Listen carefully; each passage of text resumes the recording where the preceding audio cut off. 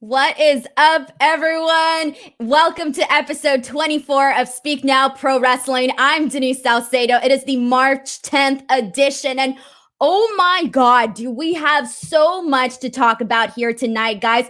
I was kind of regretting starting the show at 7:30 today because I thought, oh my God, there's so much to talk about, but I'm just going to jump right into it because both NXT, we already knew going into NXT that we were going to have these two championship matches. We knew that we were going to have these two announcements. So I already knew that NXT was going to be newsworthy.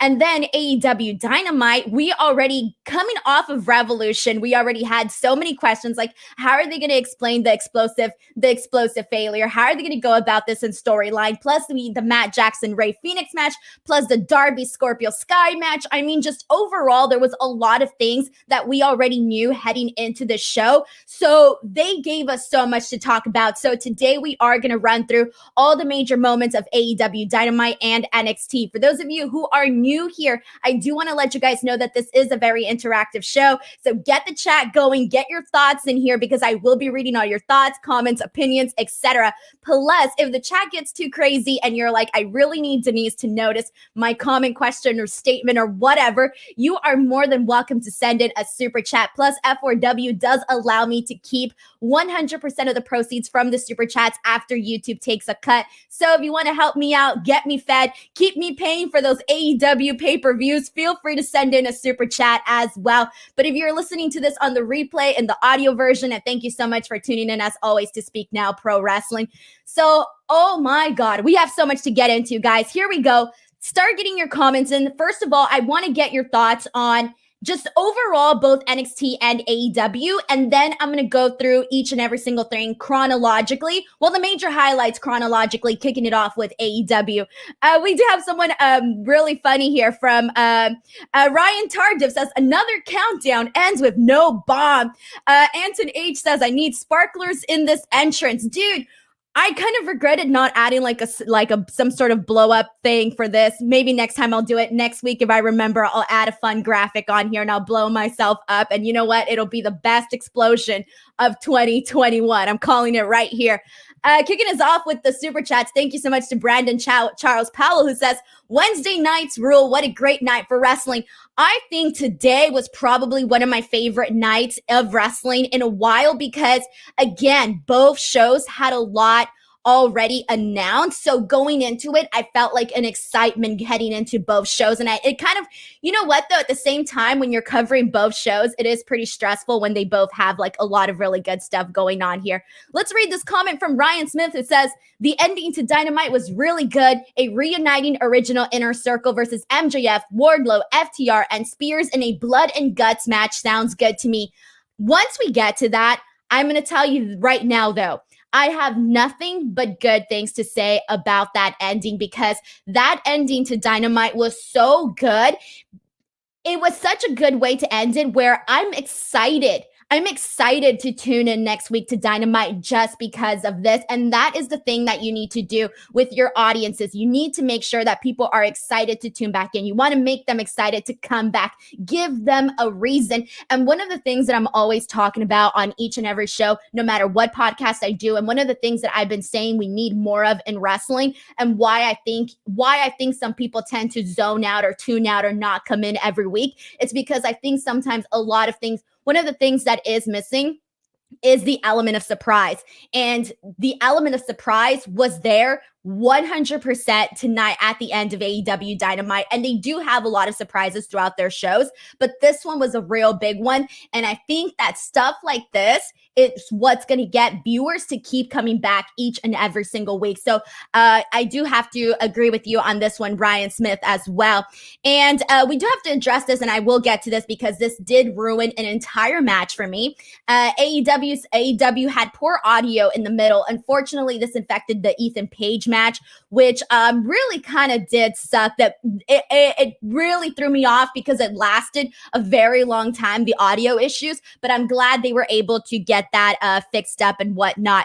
So let's get this comment also from Bloody Blues, who says, I'm so looking forward to when NXT moves to Tuesday and you and Denise and other people who cover the shows are able to watch and each show separately as a whole. It's totally different and a better experience. Yes, I agree with you too.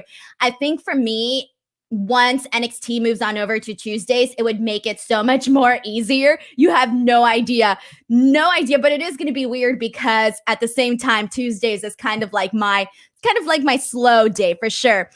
Sean Harrington actually brought something up. So for those of you guys who thought you were cheated out of the Ethan Page match, apparently you can rewatch it on YouTube without the issue. So you can go ahead and check that out. Jack Hines wants to know what audio problems it was fine in Canada. Well, I don't know exactly who had these audio problems because I had it and I use Sling TV. So, and I know my fiance also had it and he was watching on cable. So these are two different platforms and we both had it. And then I don't know how other people were watching, but I saw several people on Twitter that were obviously talking about the audio issues as well. So it was definitely multiple places where the audio issues was a thing here. All right, but let's go ahead and jump into the show, guys, because there is so much to discuss. So as we go through, send in your comments and your thoughts as they apply to what we're talking about so that I make sure that I read them. And let's go ahead and get started. So going right away, heading into AEW Dynamite, one of the matches that I was definitely most looking forward to, and I'm so glad that they kicked off the show with this one, was Rey Fénix versus Matt Jackson. So one of the things that I had been saying, and I know I tweeted out probably a couple weeks ago, maybe even a month ago or so, was that even though I love the Lucha Brothers as a tag team, I mean, who the hell does not like the Lucha Brothers as a tag team? I really do think that it would benefit AEW so much more if Fénix and Penta were pushed as two single stars. And lately, we've been seeing Fénix get a lot of wins. We've been seeing him get a lot of focus. I mean, I mean, the last couple of seconds of that Casino Royale match that we had on Revolution, the tag team match, I mean, the last couple of seconds or minutes with him and Jungle Boy were some of the best, was one of the highlights of AEW Revolution for me. His matches with Kenny Omega were fantastic. All of that, everything that Phoenix has been doing has been fantastic. And I love the fact that they are keeping that momentum with him. And they kept it here tonight against Matt Jackson because this was a really good match. And we'll talk about Penta later as we get to the segment. But I do like the fact that now we're seeing both Lucha Brothers get pushed as single stars. And I really do think that they're going to do so much more for the company as single stars. So with that being said, this was a fun match, but I think it was exactly what I expected it to be. This was exactly the match that I expected from Matt Jackson and Phoenix, because you know that they can both work this very fast style. They can basically counter each other in fun ways. And this is what they did. Like every little thing that they did. In the easiest way to explain this match was, you are doing this, well, I'm going to do this so much better. And that's how I felt the interaction was between Matt Jackson and Phoenix in this match. So I loved it. Both of them looked well, but I'm very happy that Phoenix got this win because it was a strong win and a good way to keep his momentum strong. Let's see what else I want to say about this match. I think that's about it for this one. Great opener. I actually went back and watched it twice. You guys know that sometimes I rewatch things. I actually went back to rewatch this match because I really did enjoy it. So let's see what you guys are saying here. We have a comment from our Dreamer who says, Phoenix and Penta were single guys in Lucha Underground and they were amazing. Can't wait to see what they do in AEW as singles. Oh, guys, by the way, I know you can't see this, but I'm actually wearing so last week, I mentioned on here or on Twitter that I really loved the Penta Loteria shirt. Well, guess what? I found it. Here it is. I'm wearing it. I bought it.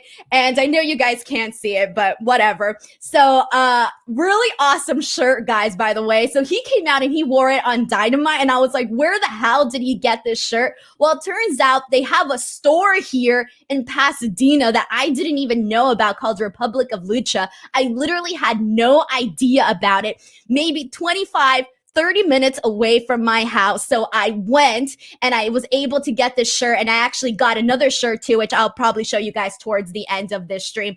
But anyways, I thought I'd point it out now that we're talking about it. And let's see here. What else we got here? We have a comment from Alex who says, love the spot where the competitors each beat up each other ringside partner. You know what I loved when they both went in for the kick, but they got each other's ankles, and you can hear that like snap. I thought that was a really good moment. So I really, really did like it there. And let's see. No, I do not get a discount for name dropping, guys. I don't. But you know what? I'm here to like spread the word about wrestling. So I didn't know about it. And I figured, what the hell? There might be other Californians out here that don't know about it. So there you go. We have a comment from Zane who says, this match was so good. Phoenix is such a star, which we all know, and glad they got a lot of time. Exactly. 100% agree. All right, guys. So let's go ahead and move on because there is so much more to talk about. So, God. All right. The number one thing that was talked about after AEW Revolution, and even though it was such a good pay-per-view, the number one thing coming out of that show that everyone was talking about was the embarrassment, the catastrophe, the nightmare, I don't know, every negative word that you can think of to describe that failure of an explosion. Very, very unfortunate that had to happen because as fans, we were rooting for them. It's not like we laugh. Like I'm able to laugh about the explosion now. I'm able to make jokes about it, all of that. But in the moment, I was just like, why did this have to happen? This was such a good pay-per-view. I was really looking forward to seeing something, cool and unique, something we don't get to see very often. So it was very unfortunate that we didn't get that giant explosion. So this is where things already go about this, is that we're wondering how on earth is AEW going to go about this in storyline? How are they going to explain this? How are they going to go about this? And I'm very happy that immediately after the first match, they went into the segment with Eddie Kingston and Jon Moxley. Now, before we get started, I'll just say this. Before I get into the nitty-gritty details, I will say this. I don't ever think that explaining this storyline wise was going to be an issue. I didn't think, I figured no matter what, it's wrestling. They're going to find a way to get around it in storyline. That was never the issue. My only issue with how AEW handled the failure of the explosion was the comment. I know I already said this on another podcast, but I'll say it again, was the comment that Tony Khan made where he said that, what did the fans expect? That's the one comment that I didn't like.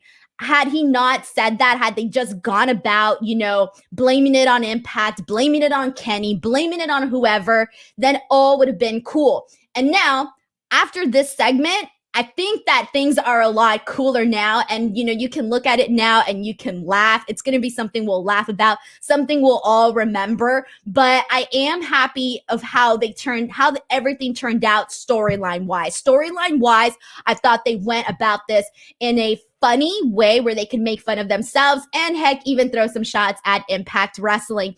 So here we go.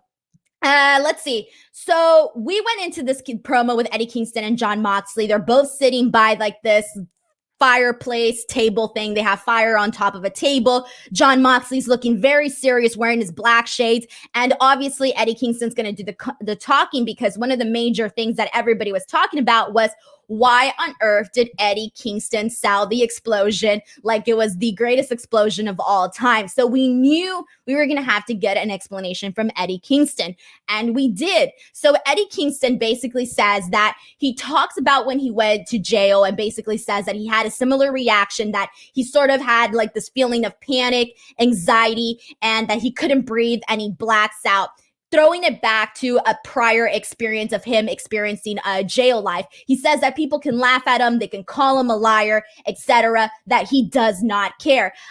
He also says that, and I really liked this line because I thought that this pertained very well to his story, because obviously he and Kenny Omega have very different backgrounds. So Eddie Kingston basically says, hey, I didn't get these scars on my hands by playing video games. And I thought that was a really good line, and it really tied into his story, where he comes from, the whole jail thing, and how that sort of played off into this, how he comes from a different background. So this obviously played a lot different for him. Then they say that Impact Wrestling paid for the bombs. And I actually thought that that was pretty damn hilarious. Like, even though I thought that, everything that happened was just real bad, I do think that the way that they said that Impact Wrestling paid for the bomb was hilarious. This was hilarious. It was a good shot. It was funny. It worked because, at the end of it's sad, but at the end of the day, Impact Wrestling always tends to be at the butt of every joke. So I thought that this played well. And then obviously with the relationship with Impact Wrestling, I thought this was a really funny way to sort of toss the blame in another direction, because I wasn't really completely feeling the blame on Kenny Omega. I thought it was kind of dumb, but I saw how it worked, but I wasn't completely sold on it. Moxley also says that he makes a joke and says that he made better explosives when he was in school. I think he mentioned 4th grade or something. And that all he got out of this was a lousy t-shirt, and he's wearing the t-shirt with them. So that was pretty funny too. And then they both start arguing because Jon Moxley tells Eddie Kingston that he should have came out a lot sooner to help him. And they start fighting like brothers. So that was a really nice way. They end the segment by basically saying, if you're going to flash a weapon, you better use it. And I thought that was a really good way to end this. Now, I'm happy with how all of this has eventually played out, because this was a very embarrassing thing to happen to AEW. It was very embarrassing to have promoted this match and then not have promoted an ending where, things are supposed to explode and then not deliver. So I'm glad that they were able to make fun of this and move on. I mean, here's the thing though. I'll be real with you guys. I'm never going to look at Pyro the same ever again. So don't blame me. I mean, I'm going to think about this forever. But what did you guys all think, guys? Go ahead and send in your comments, your thoughts on what Tony Khan had to say about the explosion, how they went about this in storyline, how everything. Send it in. Also, for those of you guys who do not know, if you do send in a super chat, you will get your comment or question or whatever read on the air. And also, F4W does allow me to keep 100% of the proceeds after YouTube takes their cut. So if you guys want to help me out, please feel free to send in a super chat. But if not, I'm going to go ahead and read your comments and see what you guys are saying. So this one is from Leisha Thorne, who says, to blame Impact was wrong. I don't think they can afford those sparklers. Ruined my immersion. Interesting. See, I saw it as it being funny, as, okay, they're stuck in this position now. What do? All you can do now is laugh at it. All you can do now is make fun of yourself. So I did actually think that it was funny. Philip Heathen says his explanation doesn't change the announcers overselling. Of course not, but it's one of those things now where it's like, dude, what the hell can you do? I mean, what the hell can they do? That was embarrassing. It happened. I still do not think Tony Khan should have made it seem like the fans were to blame for expecting a big blow up when the blow up was being promoted. But in terms of the storyline and how they went about it, how the promo today with Moxley and Kingston, I thought was as appropriate as it was going to get. Let's see any other comments that we have here that you guys want to go ahead and send in. And let's see.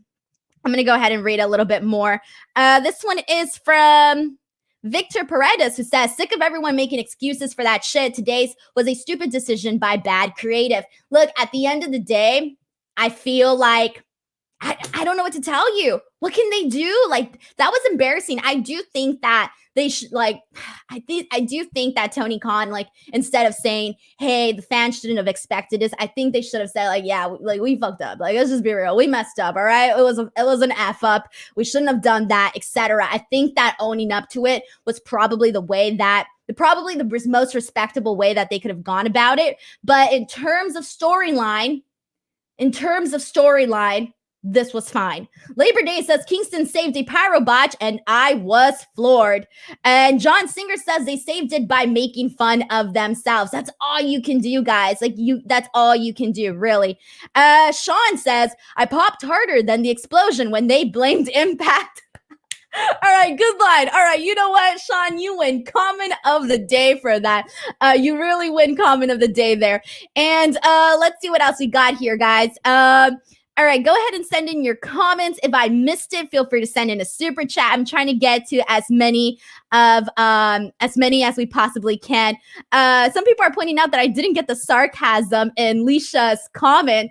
Guys, you know, sometimes with text, it is a little difficult to get the sarcasm. So I'm sorry if I didn't get the sarcasm on that one. But yeah, there you guys go. And let's go ahead and move on, guys, from that. But dang. And that's going to, to add to this, I like how this promo obviously tied in with the ending of AEW Dynamite, which we will get to. But in the meantime, we are going through the show chronologically because it is just the easiest way to do it. All right. After this, we had Cody defeat, I think it was Seth Gargis. I might have messed up his last name, but Cody defeats him. But really what there is to talk about is everything that happened afterwards, because there's a post-match promo where Cody is being interviewed, and in his interview, he ends up being cut off by Penta.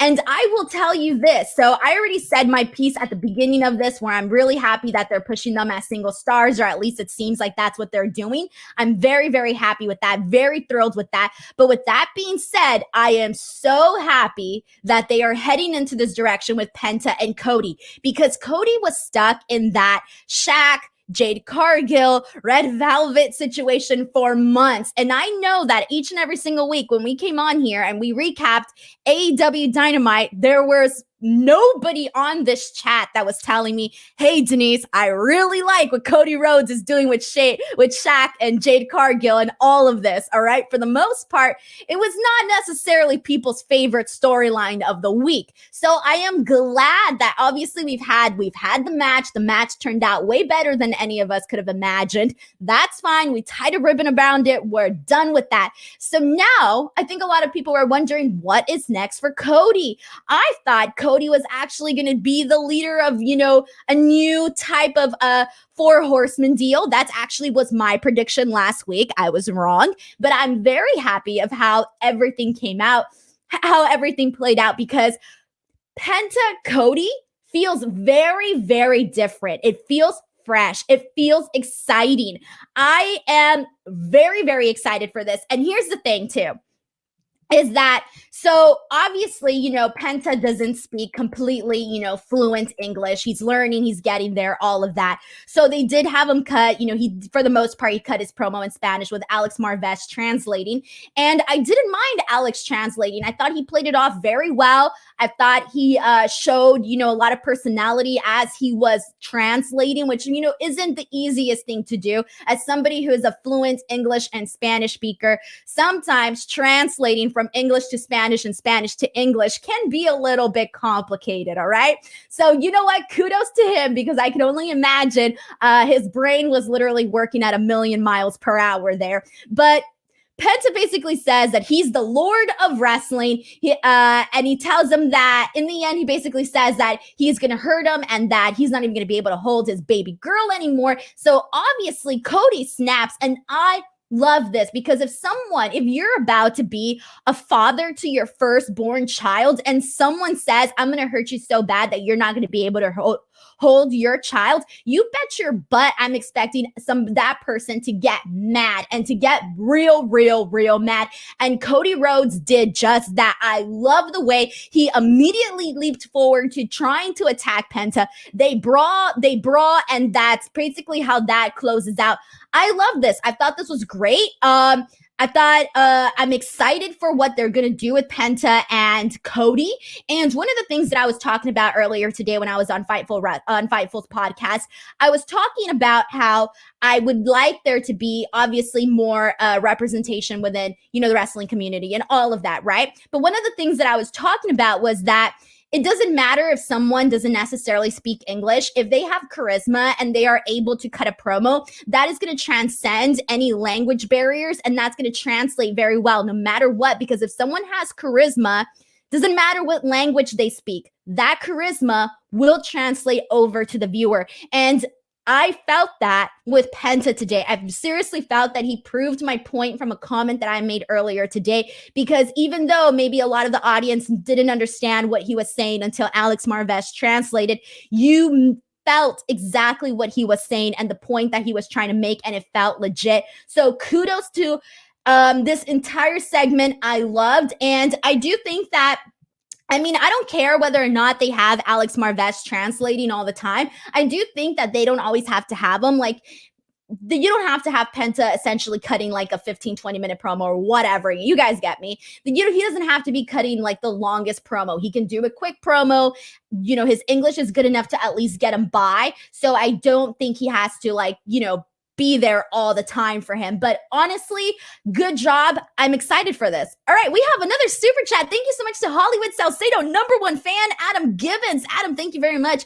Adam says, don't know for being awesome. I haven't watched AEW yet, so I'll catch up on your review later. Very interested to see how they recover. Have a great night, Denise. Thank you so much for tuning in, sending in a super chat. I think you will very, very much enjoy both AEW and NXT today. A lot of stuff to talk about, and obviously you're probably gone now, so I won't spoil that for you there. And John Singer says, doesn't it seem like Tony gets cut off every week in interviews? Now that you mention it, I think he does. Which I'm cool with that. I don't care, because sometimes the interviews could be like a flop. They could be like, whatever, nobody cares. Let's do something. So I do kind of like the fact that they do that. Let's see. We have a comment from Joseph who says, I give Alex credit for that. Imagine doing that stuff live. He is usually behind the mic hosting the Spanish version of Dynamite. Exactly, guys. It's not, oh, thank you thank you. I messed up the last name on there. Did I mess up the last name there? Okay. Alex did great. Okay. That's the point. That's what I wanted to say. He did great in the translation there. All right. Let's go ahead and move on. Thank you so much, by the way. The Keysba says Abrahantes is the last name. Excuse me. I said the wrong last name. Penta with Alex Abrahantes as his monk translator is Money. He's great on BTE and Dynamite pre-shows. I think he does their Spanish announcing too, which is why they were at the Spanish table. No, really good stuff, guys. I did like all of this. And let's see what we have. A comment from, there was a comment that I wanted to read. There you go. This one's from Labor Days. It says, I do wonder what Penta's persona we are going to get, though. Dude, I don't care. I am so excited. I'm so excited for what they're going to do with this. Like, really excited. All right, let's go ahead and move on to, after this, we had the Sting interview, which I didn't really care for this, guys. I really, really did not care for this. So this was Sting coming out, and, you know, he's about to get interviewed. As he's starting to talk, Lance Archer comes out, and basically he says that basically this is all about time. He's taking up his time, and then he says he's going to take up more of his time, but then he leaves them to allow him to take up the time. And that was kind of it. To me personally, I really do feel that Sting shouldn't be out there each and every single week, because I feel like he should be more of a special attraction. You should have him coming in for like these big moments, not coming out to do little stuff like this. Little stuff like this for me, it's unimportant. It's unimportant. Like, when I think of everything else that happened on the show, I probably wouldn't even, if I was just not even looking at my notes right now, I probably would have glanced over this. I probably wouldn't have even mentioned it, because it was just something that was sort of forgettable for me. So I really do think that Sting needs to be more of a special type of appearance person. I already forgot what I'm saying. All right. But let's see what you guys hear. Let's see. This one is from the Keys Boo, who says, yeah, another Sting interview with Tony. I feel like it's a running gag that Tony talks to him most weeks now. Exactly. So you know what? I think the fact that they've done it so many times, it's kind of those things where if you see it so many times over and over, you're probably not going to be as interested as you were the first time. It feels like they want to do something with Sting, but it doesn't always happen. It doesn't always click. Doesn't always work out. And this one for me was just like, eh. And I love Lance Archer. I'm a big fan of his. I don't necessarily know if I want to see Sting Lance Archer. I don't know how you guys feel about that. I'm not feeling it right now at this moment. So that's where I'm sitting at here. But Sim Ray Punk says, Denise not liking a Sting segment, count me shocked. I've liked a lot of Sting segments, guys. I love the segment where they couple weeks prior to AEW Revolution, him and Darby were, doing the whole hoodlums promo, and they were in that like location. I loved all of that. I thought that was great. I loved everything that they did when they did the body bag thing. That was pretty cool. But then this, nothing major. And let's see. Sean Harrington says he's face for now. I don't see Sting versus Archer happening soon. It'll be drawn out. And then Pro Wrestling TV says, yeah, Sting shouldn't be overexposed on TV each and every single week. That's how I feel too, guys. I really do feel that way. And Tucon for Press 001 says, Archer is apparently a huge Sting fan and they're friends, and Sting's been a big supporter of his. I'm thinking this is Sting's request. Who knows? And that's cool. I'm totally cool with that. Like, that's fine. All right. And anything else here that we want to go ahead and bring out? All right, cool. So we're going to go ahead and move on to the next segment. So after this, oh my God, let's get into those audio issues. So I'm curious, for those of you guys watching the show live right now, I'm very curious. If you are watching the show, tell me if you got audio issues and what format you were watching the show on, so I can kind of figure out who were these people that were affected by the audio issues. Because I already know Fight TV people that were watching on Fight didn't have issues. Apparently someone from Canada didn't have issues, but I mentioned I was watching on Sling TV and I had issues. My fiance, who was watching on cable, regular cable, had issues. So I'm very curious as to who had issues, who didn't, what were you watching, where were you watching? Throw it in here in the comments. But guys, I feel bad, but Lee Johnson versus Ethan Page, I couldn't focus on this match whatsoever at all. My brain, I made a joke about this on Twitter that it was glitching. It was glitching. My brain was just glitching, excuse me. It was just like, it was hard to pay attention to. It was hard to focus. I wasn't interested in who he was wrestling. It didn't feel like a big deal. Plus then the audio issues just made it very, very complicated. So this was not a good first impression for an AEW Dynamite debut. Not debut, but for his first match on Dynamite. Not very good impression. And I'm kind of bummed because I don't know how many of you guys caught my post show after AEW Revolution on the Twitch channel. But on there, I mentioned that I kind of felt his debut on Revolution was not really anything like super impressive. I wasn't completely impressed by anything that Page did in the ladder match. There wasn't anything where I felt, oh man, this is great. And I love Ethan Page because he's a very creative guy. But I just feel like between the Revolution pay-per-view and the Dynamite match today, I'm not really as excited as I would like to be. I'm not as excited as I would like to be. So hopefully things start to turn around for Ethan Page. But right now, so far, I'm not really feeling completely impressed. But here we go. This one is from, let's see. Okay, this one is from, okay, so people are telling me that, we'll read this one from Leisha, and Anton also said that it was basically the TNT. The TNT was the one, obviously, with the issue, right? Okay, so our rig says Cable and sounded like an NBA fake crowd. Yeah, so I think we were hearing an NBA game like in the background because I could hear like a ball moving. I could hear like people talking. I don't know. Anton H says that the TNT app had issues. Let's see. Someone also says they saw it on Fight and they did not have issues. And Doughboy says he had issues and he was watching Cable in the US. So that seems like it made sense. This one is from SWS Kills Camps. It says the file apps had issues. So this was definitely affected all along here. My piece says anyone on American TNT, they played basketball audio from a game on NBA TV that has their studio in Atlanta. Okay, so that's probably making a lot of sense here. David says he heard defense on the back. Bloody Blue says TNT and Bleacher Report trying to sabotage AEW recently. Bro. Let's see what else we got here. This one's funny. Okay, this one's from Anthony Malone, who says, pretty sure Ethan Page drew a foul on a suplex. All jokes aside, the match is on YouTube now, and I feel terrible for Page. Yeah, dude, that sucks. I really do feel bad for Ethan Page because the audio issue did not help him whatsoever. So I do really feel bad for him because it's like, dude, like it's your Dynamite debut. You're excited. You're going to have your match. And then unfortunately for things that are completely out of your control that you can't even do anything about and he gets affected by it. Like that sucks. So yeah, I do feel bad for Ethan Page, but a good joke there. Jay Payan says they did all Eagle dirty. Bro, they really, really did. And John Singer also says he had problems and he was watching on cable. We have a comment from Darren LM who says Dynamite was great. MJF as the leader of the new Four Horsemen is a great move. They think we'll crack 1 million often. NXT moves to Tuesday.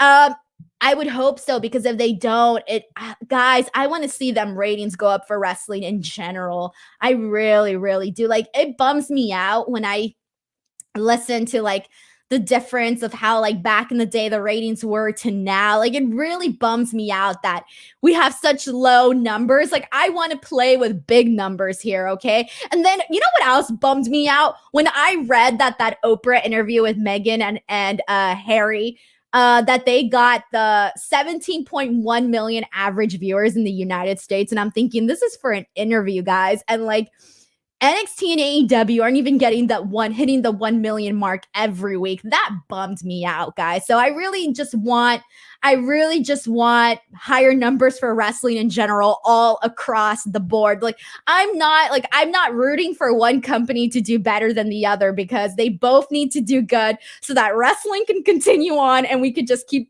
enjoying it as fans and all of that.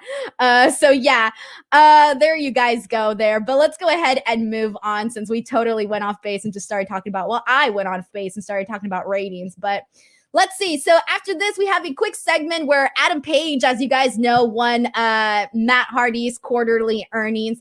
So he's got paid. He got paid, guys. He's got his money. Good for him. Ta-da. He's going to be, so he's buying stuff already. So some of the stuff that he bought was a lawnmower, 6 bottles of whiskey, a vinyl, a saddle, and he even gave money to the Jacksonville Education Fund. And then the Dark Order comes in and they basically want to ride his lawnmower. They all get on his lawnmower and then they all go for ice cream. What a sweet, sweet segment, guys. Really nice segment. Fun, easy breezy, whatever. I like this. I wouldn't mind getting a couple of segments every week of just Adam Page spending his money in these ridiculous ways, because who the hell buys a lawnmower after getting somebody's money? Like, that's not something that I would genuinely think of. Like, if I were going to get someone's paycheck, I don't think I'd be buying a lawnmower, but there you go. Either way, it was good stuff. Let's see, guys. So after this, we have the Don Callis, Kenny Omega, Good Brothers segment. So basically, all right, so much here. So Don Callis comes out and they're basically talking about the explosion once again. Don Callis says that he called it the explosion not heard around the world. And I thought that was pretty funny line. Don says that he and Kenny were the ones taking the heat, taking the blame, but that he does not confirm nor deny that they had anything to do with it. So that was that. Don Callis says that he's happy that they're happy, that they took this away from the fans. So I kind of liked that it was a very heelish tactic to turn it against the fans. So I really did like how they started saying like, well, we're happy we ruined this moment for the fans. Like, screw you guys, we're happy. So I did like this. Eddie Kingston comes out and they also told Eddie Kingston that they were happy that they basically took they took his heroic opportunity away from him. And my favorite part of this entire segment was when they put up the clock and it starts counting down, and they end up mocking Eddie Kingston. They end up making fun of him for basically the things that he said in his earlier promo about him getting anxiety and blacking out. And Kenny Omega, oh, he is so good at mocking people. Oh man, he really he can get under your skin. So that was really, really funny. I really liked this. But then I don't know how you guys felt about everything that happened afterwards, because after this, we had Christian coming out and staring down Kenny Omega and staring at the belt. He has his eyes on the AEW World Championship. And I'm curious, very, very curious onto how you guys feel about this. Is Kenny Omega versus Christian something for the title, something that you guys want to see? Because, and as you guys get your comments in, I'll start off by saying that I know that people were talking about this, but I didn't think that they were actually going to do it right off the bat. I wasn't expecting Christian versus Kenny Omega right off the bat. I really, really was not. So I will tell you this. I love Christian. I'm a big fan. I'm happy for him. I'm excited to see what he does with AEW. I'm not really all that invested in this story. If they do Kenny Christian, I'm not really that invested yet. So what did you guys think about this? We do have a super chat. Thank you so much to Chris Ludek. You're keeping me fed, bro. Thank you so much. Chris says, I think part of the reason wrestling ratings are down is because podcasts, the recap shows, tell people what segments to watch and ones to skip. So people just look for the good segments on YouTube instead. I don't think so. I don't think that that's the reason. I really do think a lot of people were just driven off. There wasn't anything that was sort of keeping them there to watch. I really do think that it's more of the content and just people not finding reasons to stay. For me, that's really what, and I'm sure there's a bunch of different factors because, there's always multiple reasons for things. And I will tell you this. So as a podcaster, I noticed that when a show does really good, when they have something shocking happen or there's big news or something, as a podcaster, you get more views, you get more ratings. So the better the show, the more views you actually get on your podcast, which is very exciting. And I'm obviously pro more views on every podcast. And that's one of the things, like, I know I can tell when a show was really good and like sort of good based on how like the views go for that week and like what people are saying. And so it's very easy to just like notice that. But I do not think that obviously, social media has a big part to play with it. You can easily follow along on a show as people are tweeting, as companies are sharing clips. You can easily watch on YouTube. So people have different ways of watching, but I think that if the product is good, people will tune in. And if they keep you invested to tuning in every week, then you will tune in every week. So that's my thoughts on that. But I'm not like a ratings expert, but that's just like an outsider's perspective on that. And let's see what you guys are saying, though, in terms of all of this. And okay. Our dreamer says that Christian is underrated and that it will be a good match. Zane says, I thought the segment was funny at the start and then went a little too long. Christian versus Omega should be just a small TV match. If they do it, would be a fun TV. I can't see them, if they're going to do it, I can't see them doing it for a small TV match. Leisha says, not yet. It's too early. While he is a serious vet and I love him, he needs something else to start off. And I'll tell you what that thing is when I get to that match, because I do have a position which I think Christian would be great in. But again, I'm not the booker, though. I can't decide that, but just as a fan, I have some ideas. But let's see what else we have here. We have one from Philly who says, I'd rather have Eddie versus Kenny versus, he says, I'd rather have Eddie versus Kenny first after the pay-per-view and promo. It makes more sense. I've been seeing a lot of people say that. A lot of people on Twitter were saying that that's the match that they would rather see. Bloody Blue says Kenny versus Christian would be great. I don't want Christian to win the title, but it's a match I'd like to see, one of many. I agree with you. I do not, even if they do this match, I do not see Christian winning the title. I do not see it happening, okay? It just... I could already see the fan backlash on that, and I think they would see it too, so I don't think that they would do it. But yeah, Michael Lewis points out you're not invested in yet because it just started tonight. Well, as of tonight, I'm not invested. As of tonight, I'm really not invested. But let's see what else we have here. Doughboy says, I'm down for Christian versus Omega. On paper, it is gold. Dex Baker says, I think there's something different going on with Christian. He hasn't spoken and seems to be different. Yeah, he's definitely, we're not going to get the Edge and Christian type of Christian, the Edge and Christian version of Christian. I hope we get he's been very mysterious, although I do wish he would have said something more when he debuted at AEW Revolution. I was kind of bummed out with just him coming out and signing the contract because I thought all of this for just that. That was my thought. So I do want to see, I did want to see him talk, but yeah, I get what you mean. We are getting a different Christian, and obviously older, wiser, so obviously he's going to be acting a lot different. So yeah, that's perfectly fine. Now, and then thank you. David Paredes brings up a great point. Says Christian Cage carried TNA for years, and I mentioned that on my AEW Revolution show because I think he would be. I really do think that he would be.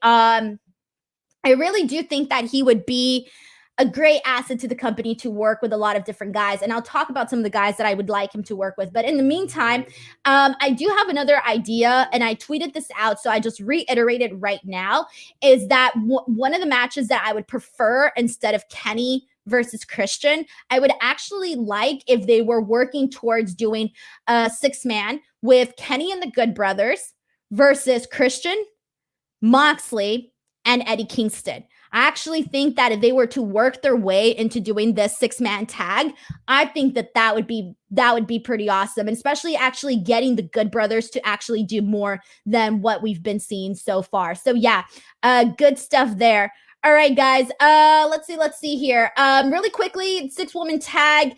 We had Britt, Maki Itoh, Nyla Rose versus Shida, Rose, and Rio. Before I get to that, we do have a super chat from Matthew Makovsky. Thank you so much, Matthew. He says, Denise, missed you. Just saying, hey, great shows. Thank you so much for coming on, Matthew, and for sending a super chat. Okay, so the 6-man tag, 6-woman tag, 6-woman tag. Again, Maki Itoh had literally the biggest pop of the night at AEW Revolution. Good for her. She is making her name. She is making it fast. People are loving what she has to offer. She took the pin here tonight, and I know some people were probably like, WTF, why did Maki Itoh get pinned? Well, Britt Baker wasn't going to get pins, guys. Nyla Rose, they got to keep her strong. She's not going to get pinned. Maki Itoh is going back to Japan. When she comes back, and if AEW signs her down the line, I do think that she'll come back hotter.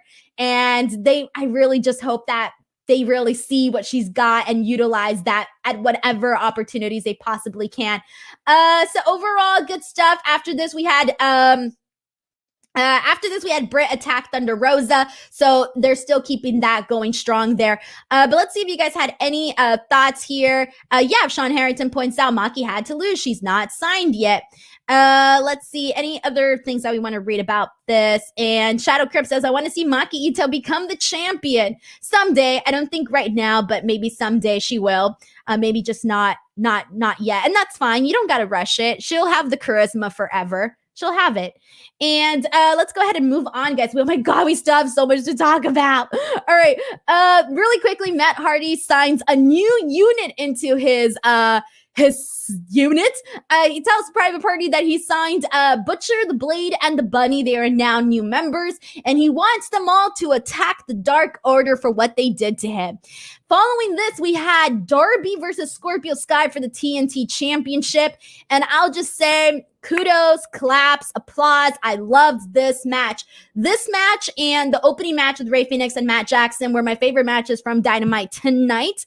I really loved everything that they did. I love the fact that they're going this direction with Scorpio Sky. And I mentioned earlier that I wanted, you know what match I would want to see Christian in? I would like to see a heel Scorpio Sky versus Christian. Now that I think I would be pretty interested in. All right. That's just me, though. That's just me. That's just my thoughts right there. Let's see. Overall, I love what they're doing with this match because they gave it time. They're giving Scorpio Sky this new, he's mad. He's mean. He's done. Like, he's upset. We saw him snap after the match, and I really, really like this because, you know, Scorpio Sky is that guy that I feel that no matter what position he's in, no matter what match he's in, he always goes out and he either has a great match or it's one of the highlights of every match that he's in. And I don't think they've actually fully unlocked his potential yet. And I kind of feel like they're finally starting to head that way with Scorpio Sky. I finally feel like with this new, you know, with this heel version of him, I finally feel like they're unlocking more of him. And I do really want to see this. I really, really like everything that they did here. Again, both guys looked good. And also, this is exactly how they need to utilize this title. Matches like this for Darby are fantastic. Now, I really just hope that they add more guys to this. I would love to see, you know, matches, including matches with Ricky Starks, Jungle Boy, heck, even MJF, Will Hobbs, even Phoenix, you know, all of these different guys to be, you know, players in this TNT Championship title picture. So I do like all of this. So there you guys go. We do have we have a comment from Anson who says, Sky just won the ladder match out of nowhere. I don't follow Dark, so I don't know what he's been up to.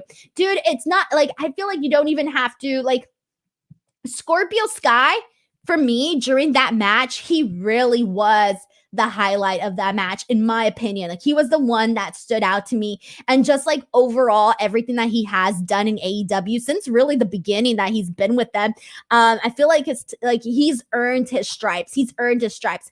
Him winning felt like a really, really good moment. It really did. Let's see what else we have here. Any other comments on Scorpio? All right, let's go ahead and move on then. So after this, we had, holy cow, we're barely here, guys. How is this happening?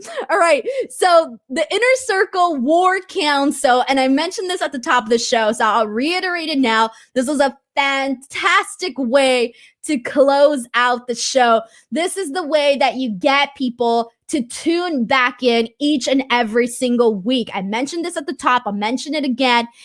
The element of surprise, excitement, keeping people on their toes. What's going to happen? Oh my God, that was so cool.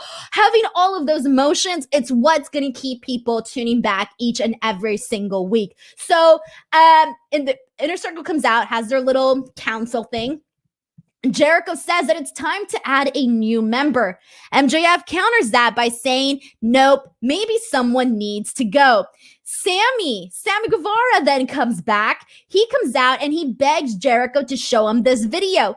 Sammy then shows a video of the Inner Circle backstage basically plotting against him. So then they come back in the ring, and they have like, they're all, Santana, Ortiz, MJF, all of them, they're all staring down at Jericho, basically looking like they're going to turn on him, they're going to attack him, and all of that. But then the joke's on MJF, and instead they all turn on MJF. The entire inner circle. Jericho says that what does he think? That they chat every day and this and that. They weren't going to turn on him. MJF falls to the ground. He starts. They fire him. Jericho fires him. He falls to the ground. He starts acting like he's crying, and he starts, putting his hands up in the air, and he's like practically begging and this and that.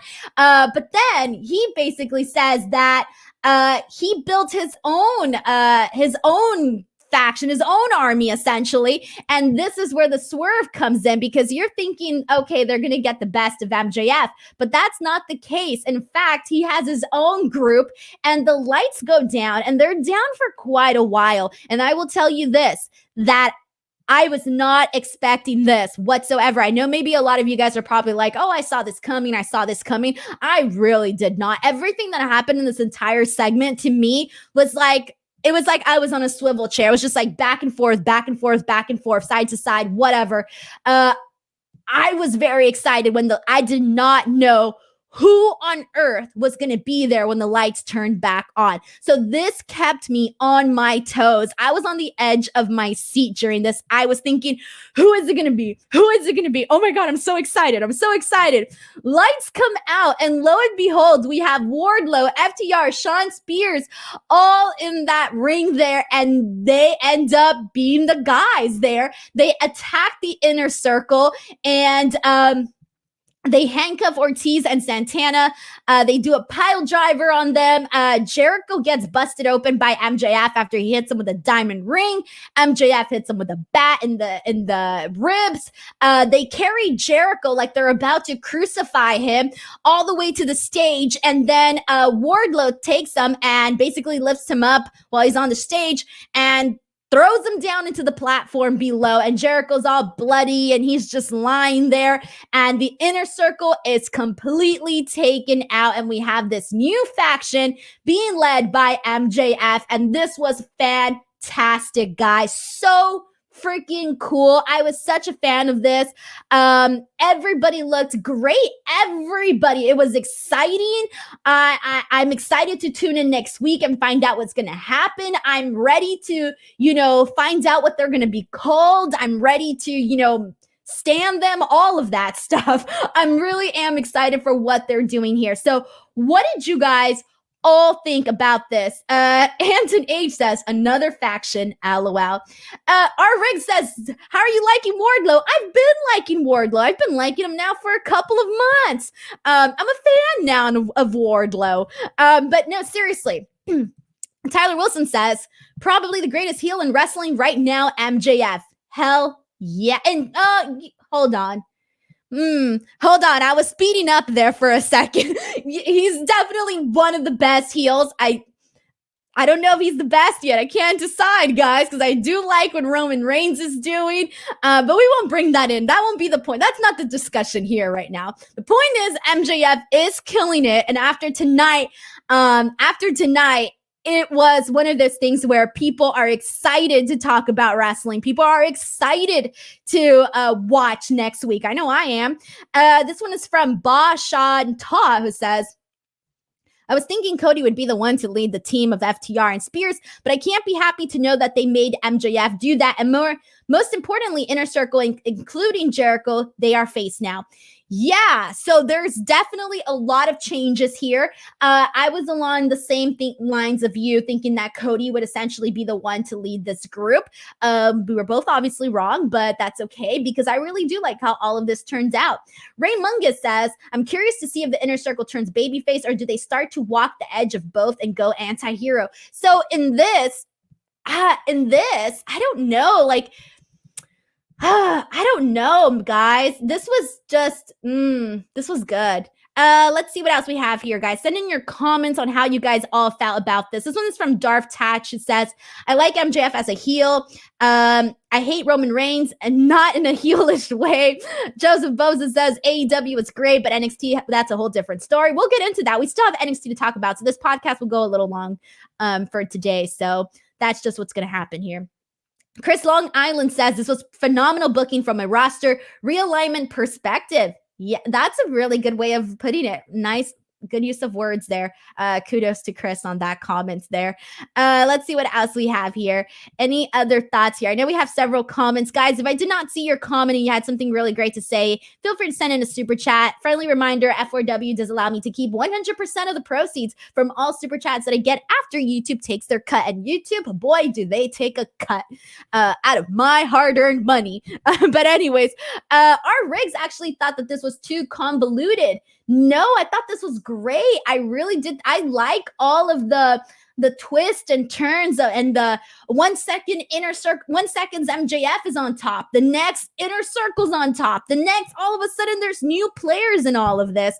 I really like this. Thought this was really fun.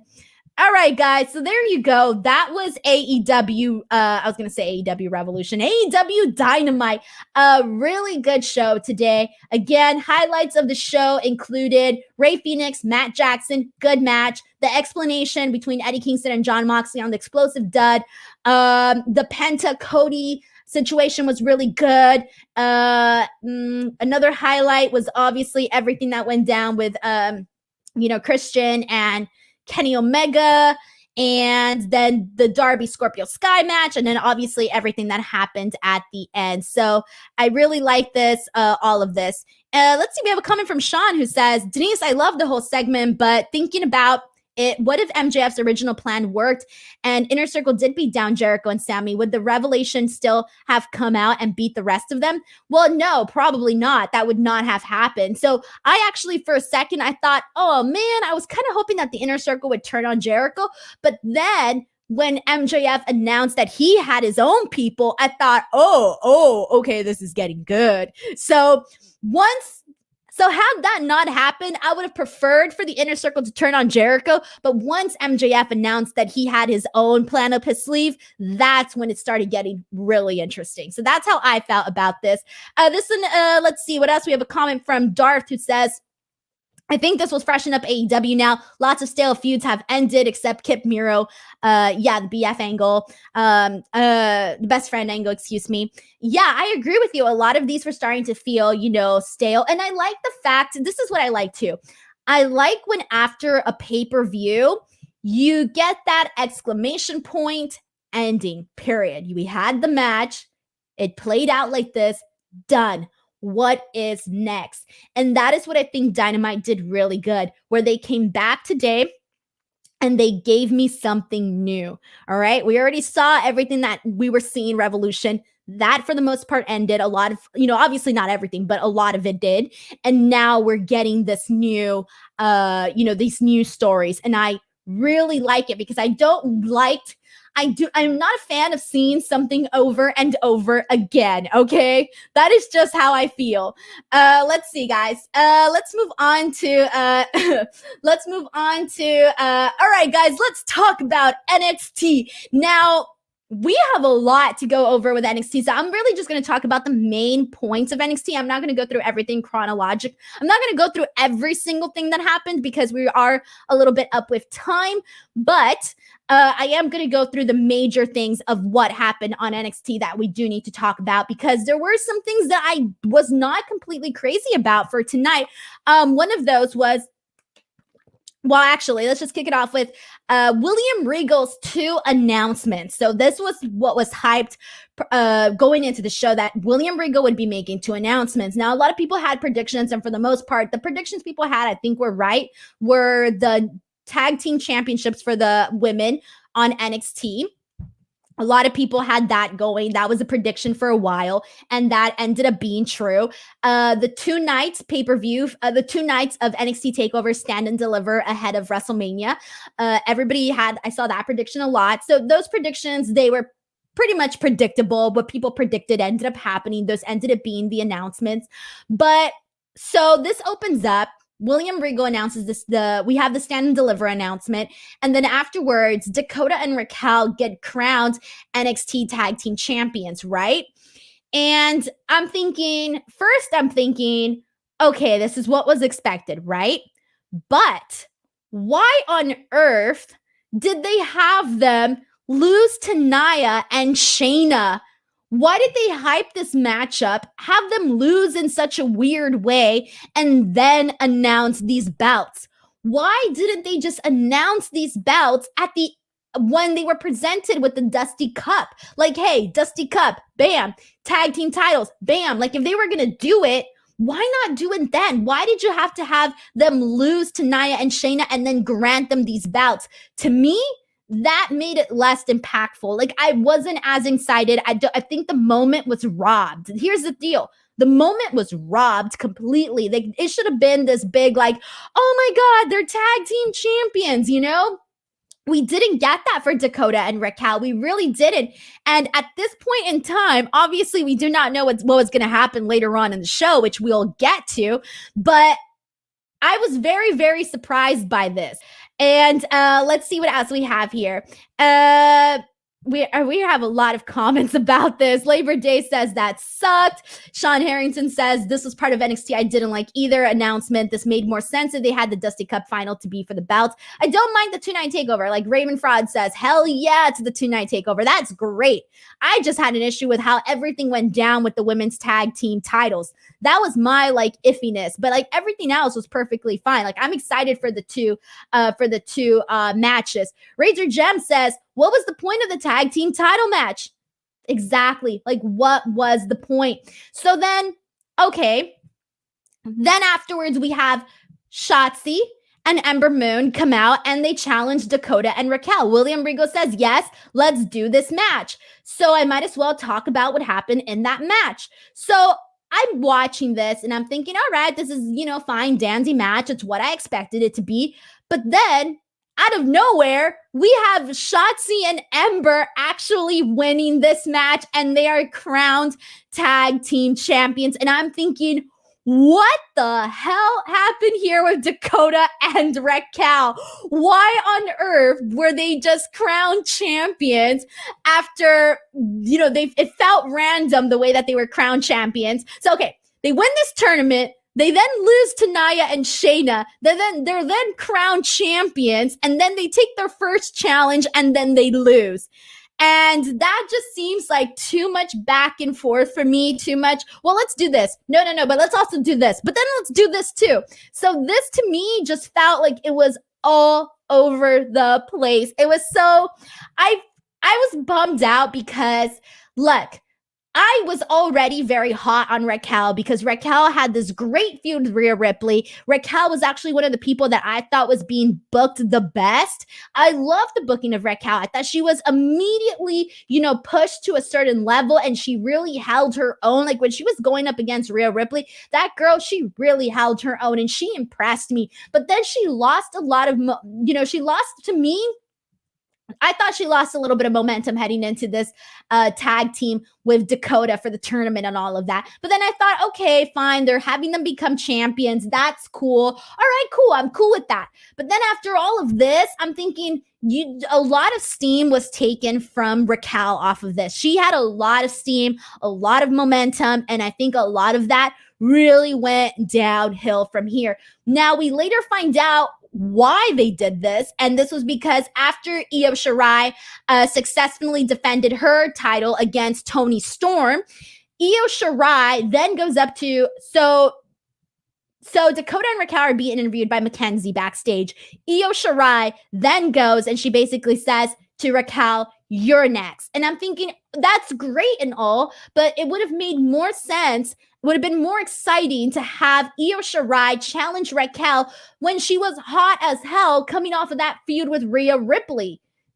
So it just kind of seems like they took too many steps to get to where they eventually wanted to be. And I'm also thinking, okay, so why not wait for announcing the tag titles? Don't announce them. Don't crown them as champions right now and wait until later to do that. So that felt a little rushed for me because I'm like, you're crowning them as champions. They're losing it that same night. It doesn't really mean anything. So this to me definitely hurt Dakota and Raquel. I was not expecting things to go down that path with them. I was not a fan of that whatsoever. I am excited to see Io Shirai versus Raquel. That I'm totally cool with. I just wish that we would have still had that momentum that, she had going in there. Let's see what you guys have here. And Tyler Wilson says, it's interesting that the champion went looking for trouble instead of the heel demanding a match. And I don't mind this. I like that. I like a champion that is like, hey, again, this would make more sense if Raquel wasn't coming off of this loss, but basically going up to like the person that she's not afraid, right? Io Shirai is not going to be afraid of a competition, is not going to be afraid of challenging her belt. So I do like that aspect of it. I just wish that all the little nitty gritty details in between that were a little bit more fixed up there. And this is from Sean, who says, yeah, I already grew tired of Raquel after waiting for her to go after Io. And if she's the one to beat up, I'll be disappointed. I have little interest. I would have preferred Toni win at this point.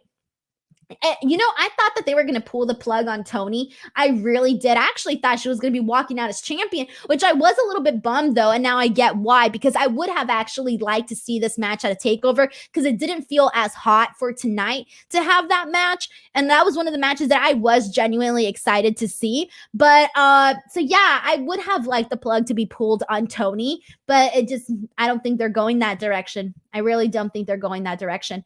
And let's see what else we have here. Anything else that we want to go ahead and get into? Brandon says, when Dakota bumped into Raquel, I was like, oh my God, they're going to lose and break them up. I didn't even think that. We have a super chat. Thank you so much to Brandon from Brandon, who says, Raquel has to win, right? I mean, Io has beaten up everyone at this point, I think.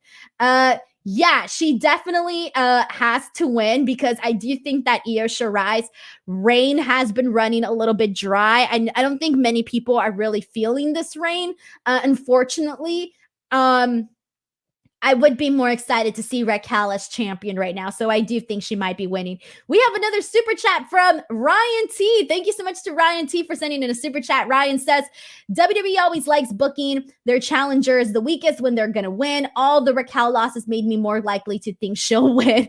So it had the reverse effect on you. Ryan, thank you so much for sending in the super chat. So there you guys go. That was like really the main thing that I just thought, wow, what on earth is happening here? Again, I did mention that Io Shirai did successfully retain her title against Toni Storm. This was a perfectly fine match. The ending was basically a headbutt from Toni, but Shirai got her in a crossface, and that is how she ended up retaining the title there. We had a backstage attack. Bronson Reed attacked LA Knight backstage. I like this. I think Bronson Reed is literally one of my favorite people to watch each and every single week on NXT. I actually think a matchup with him and LA Knight would be fun. Different, but fun. I'm okay with that. We had Pete Dunne defeated Jake Atlas. That was a perfectly fine match too. And then we also had, I already talked about the tag team match. Let's see what else I wanted to talk about here. Okay, let's get into the main event. So the main event was Adam Cole versus Finn Balor, and this was the match that you expected it to be, guys. Like, this was, they delivered. It was exactly the match that I was expecting. It was really, really good. Finn Balor retained, but the thing that we need to talk about is afterwards. So Kyle O'Reilly comes out, and Adam Cole tries to apologize to him.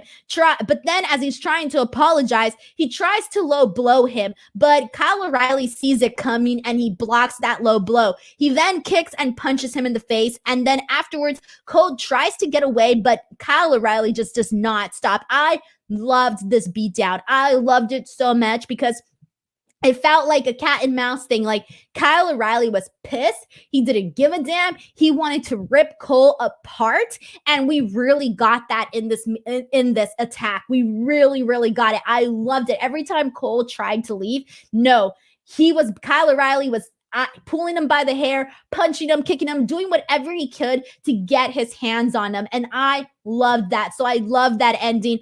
Overall, I would definitely, if you guys didn't get to watch NXT, but I would say the highlights of this were really obviously the Io Shirai Toni Storm match, and then obviously the main event. But everything else that happened in terms of the tag team titles and how they went about that felt very convoluted to me. I wish it would, I think had they just done things a little bit differently, the storyline would have worked a lot smoother.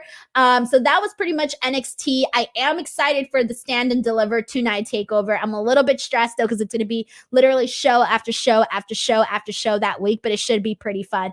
So let's see, guys. Any last comments, guys? Go ahead and send in any last comments that you guys have, and I will go ahead and get into that. But in the meantime, before I go, I do want to let you guys know, if you haven't already, please make sure to follow me on Twitter and on Instagram at _ Denise Salcedo. I do live tweet almost every single event, and I'm very, very active. So come check me out on there. I try to be fun. I try to be funny. So I hope you guys enjoy that there. Plus, you'll always still see what other podcast I'm on, so you guys can check those out too. Also, if you guys haven't already, if you're watching on the live stream or you're listening to the audio version, please do not forget to head on over to YouTube. Type in F4W online and you will get to the channel. Make sure to subscribe, guys. Subscribe to the F4W online YouTube channel. There's lots of great content. You can also become a member. That's exclusive content for members is also up on the channel. But then again, you will not miss my show each and every single Wednesday night. Also, I do want to let you guys know that I am going to start going live at 7:30. I was originally going live at 8 p.m. Pacific Standard Time, but I am going to start going live at 7:30 p.m. because I just found that is much easier to get people to tune in if I go in half hour earlier. So it just makes things a lot better, I think. So there you guys go. Thank you so much to each and every single person that tuned in this week. Please do not forget to give this video a like, subscribe to the channel, and I hope to see you guys back here again next week. Until next time, I'm Denise Salcedo, and I'll see you guys later. Bye, everyone.